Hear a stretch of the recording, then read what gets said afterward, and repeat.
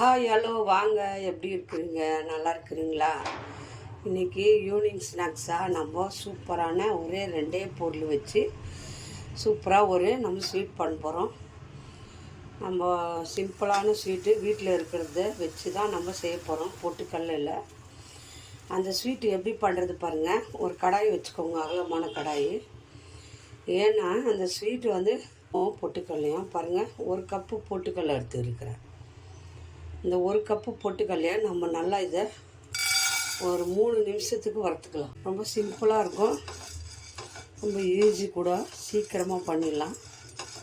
பாருங்கள், நல்லா டேஸ்டியாகவும் இருக்கும். இது பொட்டுக்கல்லை எதுக்கு வறுத்து போடுறோன்னா நல்லா வாசனையாக இருக்கும் அந்த ஸ்வீட்டு. அதுக்காக பொட்டுக்கல்லையை நல்லா ஒரு 3 நிமிஷம் நல்லா வறுத்துருங்க.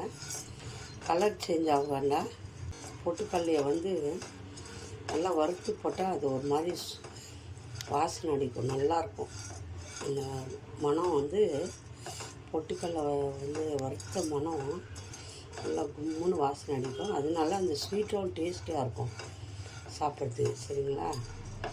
அதுக்காக தான் பொட்டுக்கல்லையை வறுத்துக்க சொல்கிறோம். நல்லா ஒரு 3 நிமிஷம் வறுத்துருங்க. சாயங்காலம் டைமில் ஸ்கூல் விட்டு வர்ற பிள்ளைங்களுக்கு, இப்போ வீட்டில் இருக்கிறாங்க, பசங்களுக்கு லீவ் விட்டாங்க, எல்லா பிள்ளைங்களும் வீட்டில் இருப்பாங்க, ஸ்நாக்ஸ் கேட்பாங்க, செஞ்சு கொடுங்கன்ட்டு. இந்த மாதிரி வீட்டில் இருக்கிற பொருளை வச்சு நம்ம சிம்பிளான ஒரு ஸ்நாக்ஸ் செஞ்சு கொடுத்தோம்னா பிள்ளைங்க ரொம்ப விரும்பி சாப்பிடுவாங்க. சரிங்களா? பாருங்கள், போதும். இந்த மாதிரி வறுத்தா போதும். ஆஃப் பண்ணிடலாம். ஆஃப் பண்ணிவிட்டு இது தட்டில் போட்டு ஆற வச்சுக்கலாம். ஒரு 5 நிமிஷம் ஆறட்டும் நல்லா ஜில்லுன்னு. பொட்டுக்கல்லையை வறுத்துட்டோம். வறுத்து ஒரு தட்டில் போட்டு ஆற வச்சுக்கோங்க. அதே இதில் நம்ம ஒரு கப்பு பொட்டுக்கல்லை எடுத்தோம். 1 கப்பு வெல்லம் எடுத்துக்கோங்க. 1 கப்பு தண்ணி ஊற்றிக்கலாம். 1 கப்பு வெல்லம், 1 கப்பு தண்ணி. வெல்லம் கரைஞ்சால் மட்டும் போதும். 1 கப் வெல்லம் மண் இல்லாமல் இது கரைச்சி வச்சுக்கலாம். ஸ்வீட் வேணால் நீங்கள் இன்னும் கொஞ்சம் கூட நீங்கள் ஸ்வீட் போட்டுக்கலாம், உங்களுக்கு ஸ்வீட் ஜாஸ்தி வேணும்னா. சரிங்களா? எனக்கு ஸ்வீட் வேண்டாம், போதும். இது கரெக்டான ஸ்வீட்டு. உங்களுக்கு இன்னும் நல்லா ரொம்ப தித்திப்பாக வேணுமா இருந்தால் அது இன்னும் கொஞ்சம் வெல்லம் நீங்கள் சேர்த்துக்கலாம். சரிங்களா? இந்த வெல்லம் கரைஞ்சால் மட்டும் போதும். நம்ம வீட்டில் எல்லார் வீட்லேயும் சட்னி அரைக்கும், பொட்டுக்கல்லை இருக்கும் கண்டிப்பாக. அதே மாதிரி வெல்லமும் நம்ம வீட்டில் வச்சுருப்போம். அதை வச்சு தான் நம்ம இந்த ஸ்வீட் பண்ணுறோம். பாருங்கள், சிம்பிளாக பண்ணுறது, ஆனால் அவ்வளோ டேஸ்டியாக இருக்கும் சாப்பிட்றதுக்கு. பாருங்கள், வெல்லம் நல்லா இந்த கட்டி வெல்லம் கரைஞ்சால் போதும். கரைஞ்சிச்சு. இப்போ இதை நம்ம ஃபில்ட்ரு பண்ணிக்கணும். பாவு பதெல்லாம் ஒன்றுமே இல்லை. வெல்லத்தை நம்ம ஃபில்ட்ரு பண்ணிக்கணும், மண் இல்லாமல். பாருங்கள், வெல்லம் கரைஞ்சிச்சு. இப்போ ஆஃப் பண்ணிடலாம் ஸ்டவ்வை. ஆஃப் பண்ணிவிட்டு இதை ஃபில்ட்ரு பண்ணி வேறு பாத்திரத்தில் ஊற்றுவேன், மண் இல்லாமல். பாருங்கள், பொட்டுக்கல்லை ஆறிட்டு ஒரு மிக்ஸி ஜாரில் போட்டுருங்க. மிக்ஸி ஜாரில் போட்டு நல்லா இது நைஸாக பொடி பண்ணிக்கோங்க. நைஸாக நல்லா பொடி பண்ணின்னு வந்துடலாம். ஒரு பாருங்கள், வெல்லத்தை வடிகட்டிக்கோங்க. இது கொச்சு பிறகு நம்ம அந்த பொட்டுக்கல்லை பொடி பண்ணி வச்சுருக்கோம் இல்லையா, அதை போட்டு மிக்ஸ் பண்ணிக்கலாம். ஏலக்காய் பொடி போடுங்க கொஞ்சம். பாருங்கள், நல்லா கொதிக்குது. கொச்சுதான் நம்ம இந்த கடலை பவுட்ரு பாருங்கள் மிக்சியில் பண்ணின்னு வந்துட்டேன். அதை லைட்டாக போட்டு நம்ம கட்டி இல்லாமல் இது மிக்ஸ் பண்ணிக்குவோம். இந்த வெல்லத்திலே மிக்ஸ் பண்ணிவிடுங்க. கொஞ்சம் மீடியமாக சிம்லேயே வச்சுக்கோங்க. சிம்லேயே வச்சு கரெக்டாக வந்துடும். இல்லாமல் நல்லா இது மிக்ஸ் பண்ணுங்க. சிம்மில் வச்சுடுங்க, ஹையில் வைக்கக்கூடாது. இதுக்கப்புறம் இது நம்ம நல்லா கட்டி இல்லாமல் பண்ணும். ஏலக்காய் சிம்லேயே வச்சு நல்லா கட்டி இல்லாமல் இதை கலக்கினே இருந்தீங்கன்னா கெட்டியாகிடும். சரிங்களா? நல்லா மணமாக இருக்குது. எப்படின்னா அந்த பொட்டுக்கடலை வறுத்து போட்டோம் இல்லையா, அதே நல்ல மணமாக இருக்குது. இப்போ கொஞ்சம் கொஞ்சமாக நம்ம நெய் ஊற்றிக்கலாம். ஒரு 3 ஸ்பூன் நெய் ஊற்றிக்கோங்க. ஒரு 3 கொஞ்சம் கொஞ்சமாக ஒரு 3 ஸ்பூனு நெய்.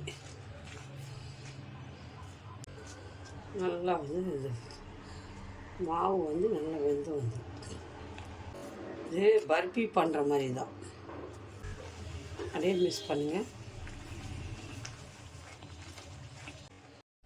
பாருங்கள், அப்போவே நம்ம நெய் கொஞ்சம் ஊற்றணும். இன்னும் கொஞ்சம் நெய் ஊற்றிக்கலாம்.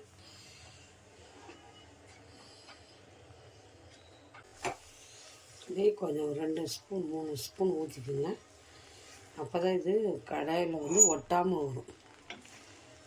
வெந்து இன்னும் கொஞ்சமாக இருக்குது நெய், அதையும் ஊற்றிக்கிறேன்.